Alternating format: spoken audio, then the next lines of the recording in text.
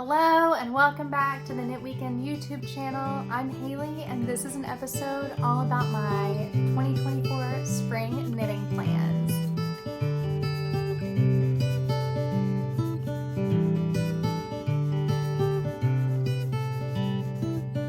This is a special episode today all about my spring knitting plans. I've already done the March whip update, so I won't talk about any of that here. The next one will be in April, and by then we'll be well into spring. So I wanted to take a minute just to share with you what my thoughts are for the next maybe month, 2 or 3 in terms of what I am loving and planning to knit. This is going to be more in generalizations than in kind of like exact pattern roundups, and I would love any recommendations that you have on patterns or yarns that I should look into for the spring as well. So please leave those in the comments below. Tell me what you're looking forward to for the spring, and if you have any definitive plans or just a framework, let me know what your thoughts are. I don't normally do these types of planning project videos, and that is because, just quite honestly, I rarely plan my projects more than one in advance. But in keeping with my 2024 goals of creating a more wearable wardrobe and using what I have in my stash and those sorts of things, then I did really put a lot more thought than usual into this. Our co-host has just shown up. She is right here as promised. I will introduce her when she shows up for work. She did actually not show up for the last whip update video, but this is Sweet Georgia Brown. I'm sure she's been kind of vocal this morning, so I'm sure she'll make herself known. She is my 8-year-old Burmese cat. Enjoys stealing warmth from your lap, hates being in a house with her dog brother. So, okay, that's Sweet Georgia Brown, also goes by Georgie. Let's go back to the knitting now. What was I saying? She interrupted my train of thought.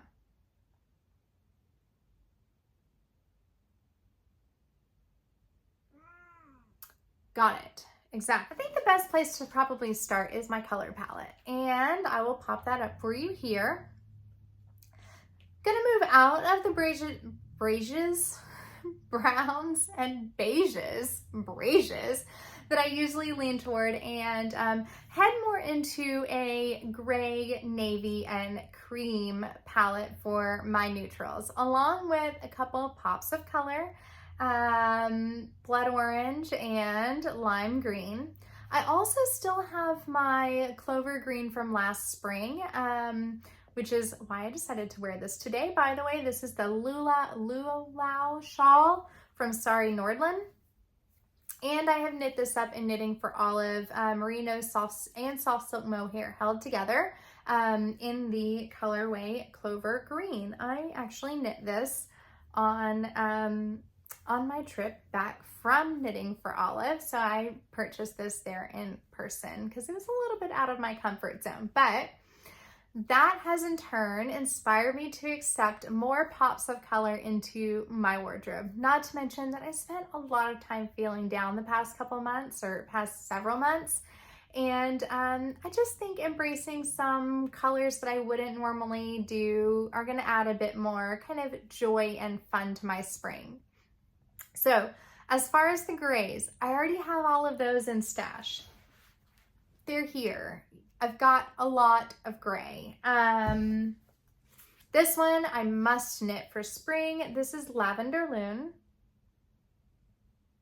This is the Grula Sport base. This is 80% Rambouillet, 15% Corriedale, 5% Surrey Alpaca. I purchased this at the now ill-fated Wool and Folk.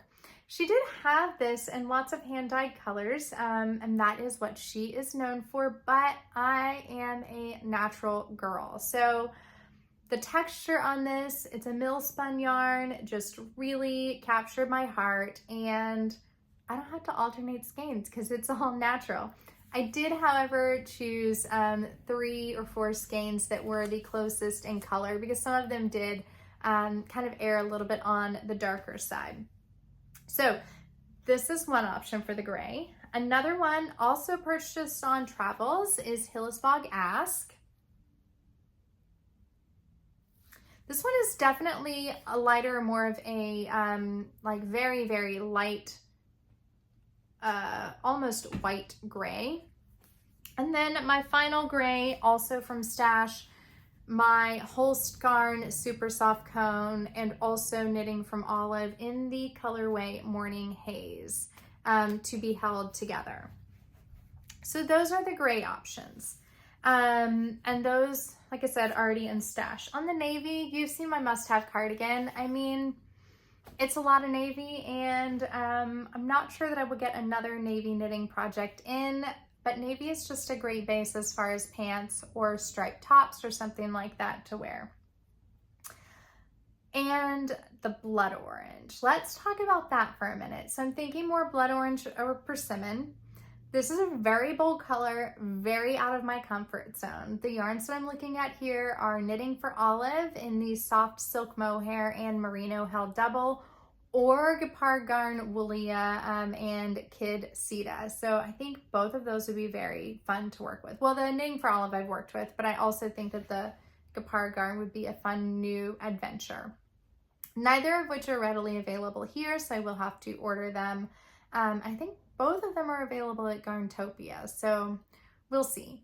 And then the cream, I am eyeing Durarum Natura Candide, which is a merino and recycled cotton blend. I think it's fingering weight as well.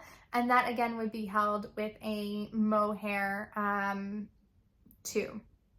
So really, I did a lot of knitting with fingering weight yarn last year, and I just don't think I'm very into that this year. I want to kind of move it along a little bit. Also, my office is Arctic cold most of the year. So that mohair, while it may not be wearable outside, is definitely wearable inside for me. And then also lime green. If you've seen my most recent whip update, you will know, and I don't have that. I'll show you the lime green later in the episode. You will know that I already have the lime green on my needles. So that's the colors. Do you have any colors that you are looking forward to knitting up for the spring? I would love to hear about that in the comments. By the way, our co-host, Sweet Georgia Brown, she's right here, and she is needing a lot of attention today, so just be warned. So moving on to some, you have eye bugs. You want me to get it? All right. Moving on to some of the themes that you can expect this year. Cardigans, vests, stripes, and then also some reknits. Let's talk about cardigans. So I already have my must-have cardigan, which is the navy cable cardigan that has been in the past couple episodes. I'm confident that you are bored of that, so I may just pop a photo up here so that you can see what it looks like rather than me dragging it out and giving you all the details. If you want more details, go back and watch those videos. The next cardigan, which also hits the stripes bucket, which I'll talk more about in just a second, is my Tydes cardigan. This is in an awkward place for me to show you right now, but this is the lime green I was talking about, and this is the cardigan version. She also has a pullover, which she has shown on her podcast. This is Rebecca Clow Crayabea. Did I say who she is? But I'm doing the cardigan version here.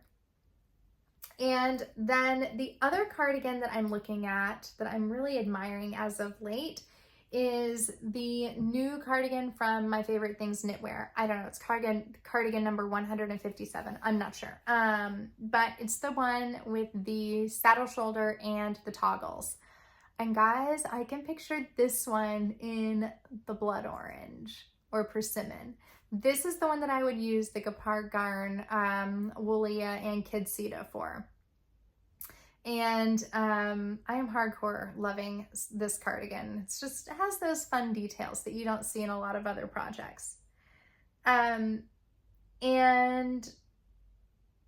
yeah, that's lost my train of thought there for a minute when I petted the cat. I'm sorry, it happens. So those are the cardigans that I am looking for. I am pretty particular about my cardigans. I do not prefer raglan cardigans because I have trouble keeping them on my shoulder. So in general, I look for something that is a drop shoulder, or a contiguous shoulder, or like a saddle shoulder, I think is great. Also, I'm trying to play a little bit with more texture in the cardigans, and then that will allow me to layer them over other knits that are knit in just plain stockinette. So moving along to vests. I love vests. I love them. I love them. I love V-neck. I love crew neck. I love all the vests. It is a super practical item of clothing for me here in Nashville, and I can wear them most of the year, whether that's over another sweater or a short sleeve tee. I just love them. So as far as the vests and also the reknits, one reknit in my future is going to be with the whole super soft and the soft silk mohair. I plan to knit the vest number 3, I think it's number 3, spring edition from My Favorite Things Knitwear. Now, that was actually my first garment that I ever knit, my first wearable. It was knit at a time where I did not understand gauge. I did not understand the visual difference between twisted rib and regular 1x1 rib, and I used them both in the same pattern. So I think I have the armholes in regular 1x1 and the neck and the bottom in twisted rib. I do not know what I was thinking in that. And I go to reach for it fairly often and then just look at it and go, oh God, I can't. It's just so bad, I just can't. So I have wanted to replace it, and that is what we are going to do with these yarns. I am finally going to get my wearable V-neck spring vest. Incidentally, it doesn't necessarily need to be that vest. I just already own the pattern. So if you have another V-neck vest or slipover that you're keen on, then by all means make the recommendation. I am always open to exploring, and also other people will probably read your comments and they'll find something that they want to look at too. So that is one vest. The other option is to, again, go back to the blood orange or persimmon. This for me would be a crew neck vest, either in stockinette or like a really repetitive stitch pattern, like a broken rib stitch or I don't know, waffle stitch or something like this, where you're not having a lot of variation and the piece is very cohesive. And this is what I would use the Knitting for Olive Merino and soft silk mohair in the blood orange for. I think this would be a really fun pop of color. I can picture it over like a navy striped t-shirt or under like a denim jacket. Yeah, so do you think blood orange sweater or blood orange vest? Which one would you choose? It is such a hard decision, and I feel like I really only need one blood orange garment this spring, right? This goes back to last spring, and when we were in Copenhagen, I saw stripes absolutely everywhere. I mean, everywhere. And I just knew that I needed to have something striped. I have some options to play with. You know what? I need to hit pause because I just remembered I forgot to bring 2 of the yarns that I wanted to share with you about the stripes. Hang on just a minute. I'll be right back. Okay, so besides the fact that I've made a whole Instagram collection full of striped garments, and I will just kind of maybe post those and let them roll through, I also am thinking this would be a great way to tackle some of those leftovers and lonely skeins, which goes right in line with my 2024 goal. So I have a few that I do fully plan to knit into something striped. So they don't actually go with most of my color palette choices based on the fact that they're just kind of yarns from stash, but I still think they would be great. And they would go ultimately with some of the basic pieces in my wardrobe. So the first option that I have for stripes, these are Papyrus by Fibra Natura. If you've been with me for any length of time, you will recognize this from my summer ranunculus, and which I did in the off-white. Now, this is a organic cotton and silk blend yarn.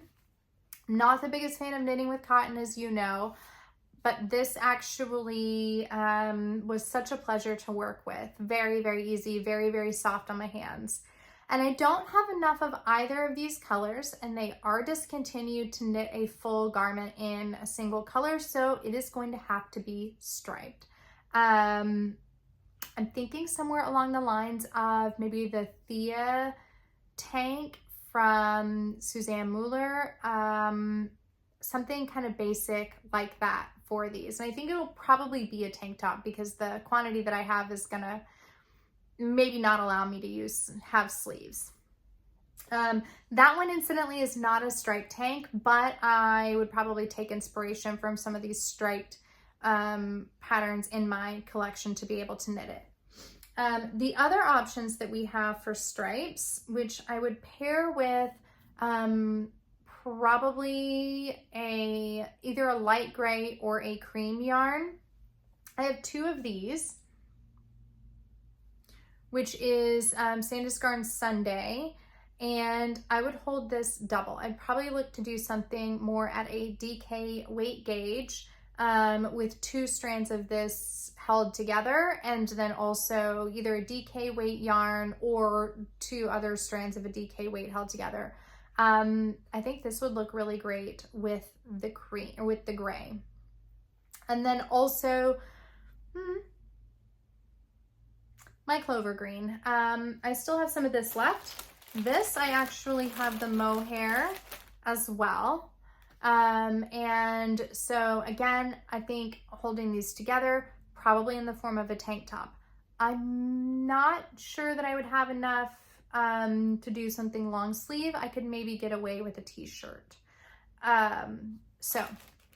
Oh, and I would hold this. Did I already say that I would hold this with the cream? I think that's where I would head with that. Sorry, I have this. I'm so classy. My little nuggets of this yarn are just in a Ziploc so that I could keep them together. I mean, it is what it is. It's not good, but it is what it is.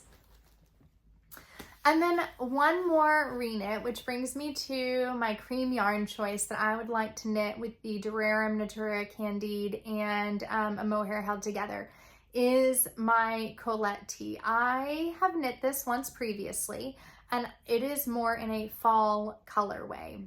I love, love, love the fit of this. Now, this top is originally designed as a DK weight cotton knit, and I knit it in fingering and Mohair held together, but like I said, it was more of a fall color.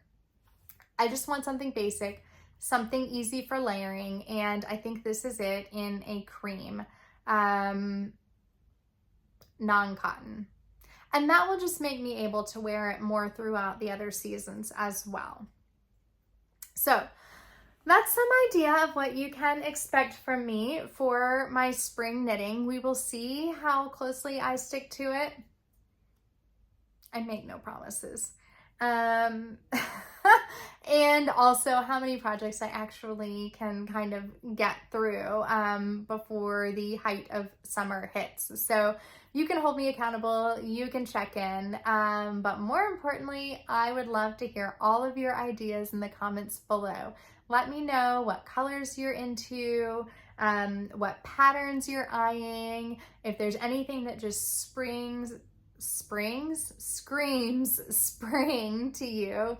And if you've knit with any of these yarns or patterns or yarn combinations, by all means, please let me know. Please let me hear from you.